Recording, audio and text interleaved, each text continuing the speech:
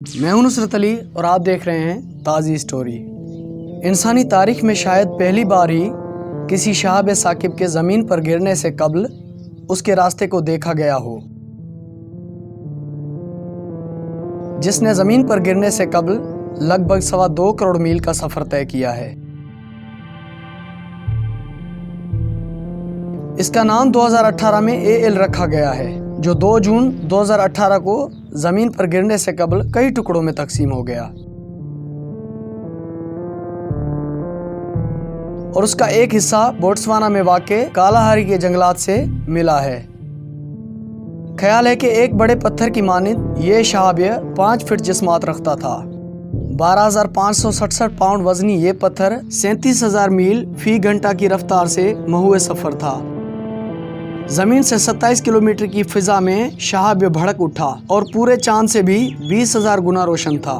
Us per Australian national university research school of ایسٹرونامی and physics سے وابستہ کرسچیان wolf نے تحقیق کی ہے۔ انہوں نے اس کا مفصل احوال گزشتہ ہفتے شائع ہوا ہے۔ 2 جون 2018 کو اس کی راہ دیکھی گئی اور زمین سے تصادم کی پیشن گوئی کی گئی، اور وہ فوراً ہی بوٹسوانا کی زمین سے جا ٹکرایا۔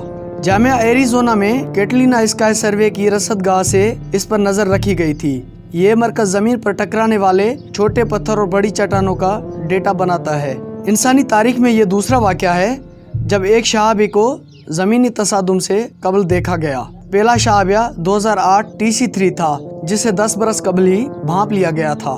جیسے ہی یہ واقعہ ہوا، کالاہاری جنگلات کے عملے نے اس کی تلاش میں مدد دی، لیکن بہت تلاش کے باوجود اس کا صرف 1.25 انچ کا ہی ٹکڑا مل سکا، جس کا وزن 18 گرام ہے۔ اس شہابی پتھر کو حکومت بوٹسوانا نے ایک قومی خزانے کا درجہ دیا ہے، تاہم اس کے بعد بھی شہابیہ کے مزید 23 ٹکڑے تلاش کر لیے گئے۔